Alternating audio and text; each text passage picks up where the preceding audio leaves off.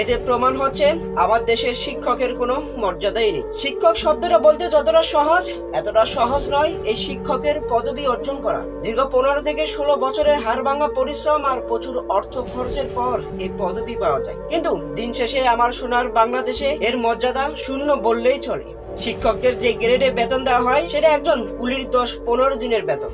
জানি না আমার দেশের ভবিষ্যৎ কোথায় গিয়ে দাঁড়ায়। আজ ন্যায্য অধিকার চাইতে গেলে হয়তো গুলি খেয়ে জীবন দিতে হয়, নয়তো টেনে হিস্ট্রে অধিক নির্যাতনের পর কারাগারে যেতে হয়। যাকে দেখতে পাচ্ছেন টেনে হিস্ট্রে নিয়ে যাচ্ছে, এ কোনো চোর, ডাকাত, নেশা জাতীয় দ্রব্য বিক্রেতা কিংবা কোনো রাজনৈতিক নেতা নয়, একজন শিক্ষক। কথিত আছে শিক্ষায় জাতির মেরুদণ্ড। হ্যাঁ, সেই মেরুদণ্ড দাঁড় করিবার একজন কারিগর। আফসোস, সেই মেরুদণ্ড দাঁড় করিবার কারিগরকে এভাবে পুরো দেশের জনতার সামনে টেনে হিস্ট্রে নিয়ে যাচ্ছে।